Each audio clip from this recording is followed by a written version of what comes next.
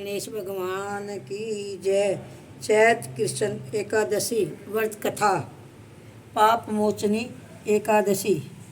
धर्मराज युधिष्ठिर कहने लगा कि महाराज, आपने फागुन शुक्ल एकादशी का महत्व बतलाया, अब कृपा करके यह बतलाइए कि चैत कृष्ण एकादशी का व्रत का क्या नाम है, इसमें कौन से देवता की पूजा की जाती है और इसकी विधि क्या है।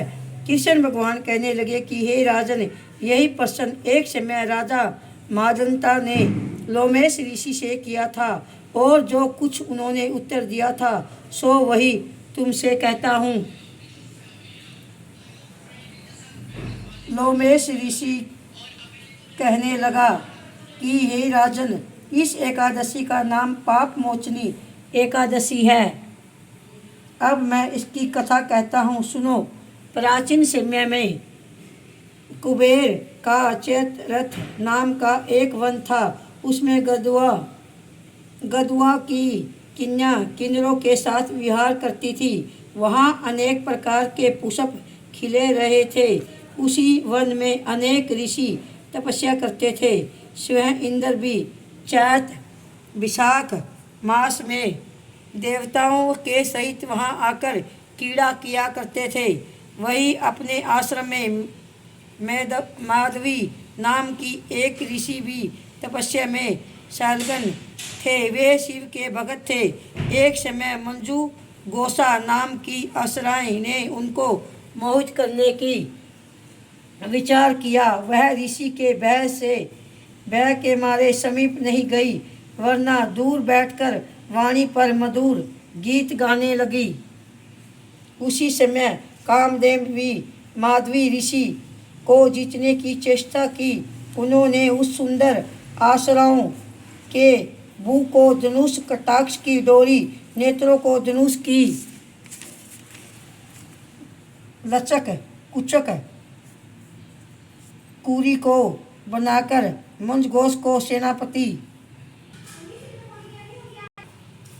लचक कुचक को कुरी बनाकर मंजघोष को सेनापति बनाया। उसी समय माधवी ऋषि भी युवा और इष्ट पुष्ट थे। साथ ही योग पवित्र तथा दंड धारण किए हुए ब्रह्मा तेज से युक्त थे। मंजघोष ऐसे सुंदर ऋषि को देखकर उनकी सुंदरता पर मुग्ध हो गए और आपने गीत, चूड़ियों और निपुण की झनकार तथा नृत्य कला द्वारा हाव भाव को दिखाई मुनि को रिझाने लगी। पर्याप्तन समय तक यह कम चलता रहा और अंत में कामदेव ने ऋषि को पराजित कर दिया। फलस्वरूप ऋषि मंजूघोष के साथ रमण करने लगा और काम के इतने वशीभूत हो गए कि उन्होंने दिन तथा रात्रि को कुछ भी विचार नहीं रहा। इस प्रकार बहुत समय बीत गया। तथा एक दिन मंजूघोष कहने लगी कि ऋषि जी, बहुत दिन बीत गए, अब मुझे स्वर्ग जाने की आज्ञा दीजिए। मुनि ने कहा, आज इसी संध्या को तो आई हो और प्रातःकाल होने तक चली जाना। मुनि के इस वचनों को सुनकर असुराएं कुछ समय तक और रुकी। अंत में उसने पुण्य मुनि से विदा मांगी तो मुनि कहने लगा कि अभी तो आधी रात ही हुई है। असुराएं ने कहा कि महाराज, आपकी रात तो बहुत लंबी है, इसका क्या परिमाण है। मुझे यहाँ पर आए कई वर्ष बीत गए। उस असुराएं की यह बात सुनकर मुनि को समय का ज्ञात हुआ तो विचार करने लगा कि इस असुराएं के साथ रमण करते हुए हमको 57 वर्ष 9 महीने 3 दिन बीत गए। तब वह उनको काल के समान प्रतीत हुई। अंतित क्रोध होने पर मुनि की आंखों से ज्वाला उत्पन्न होने लगी। वह कहने लगे कि मेरा कठिन परिश्रम से एकत्र की गई तपस्या को तूने नष्ट कर दिया है। तू महापापनी है और दुराचारणी है। तुझे धिक्कार है, तूने मेरे साथ घात किया है, इसलिए तू मेरे श्राप से पिशाचनी हो जा। मुनि के इस वचन मुनि के श्राप से मंजू घोषा तक्षण पिशाचनी हो गई और भयभीत होकर मुनि से प्रार्थना करने लगी कि महाराज, इस श्राप का किस प्रकार निवारण होगा। आश्रय के इस दीन वचन को सुनकर मुनि बोले, हे दुष्ट, यद्यपि तूने मेरा बहुत अनिष्टान किया है, परंतु फिर भी मैं तुझे श्राप से छूटने का उपाय बतलाता हूँ।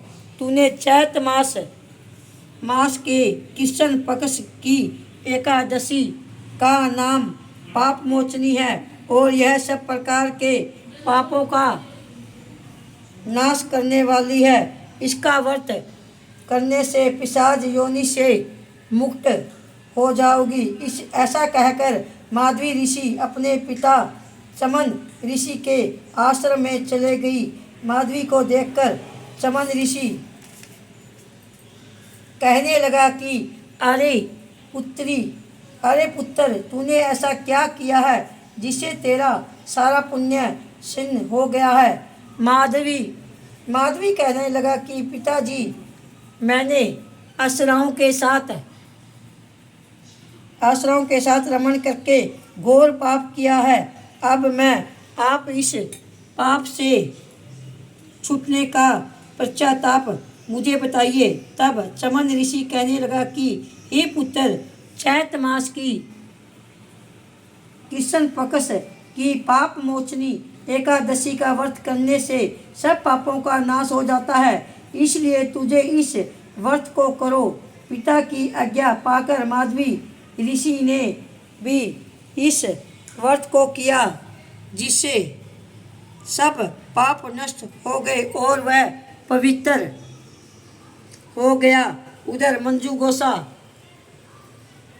घोष भी व्रत के प्रभाव से पिशाच योनि में छूटकर दिव्य देह धारण करके स्वर्ग को चली गई।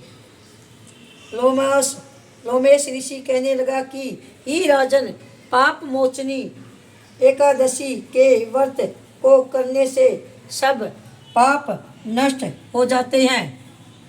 इस कथा को पढ़ने या सुनने से हजारों गौदान का फल प्राप्त होता है तथा व्रत में ब्रह्म हत्या, गर्भपात, बाल हत्या, सुरपान, स्त्री से प्रसंग आदि सब पाप नष्ट हो जाते हैं।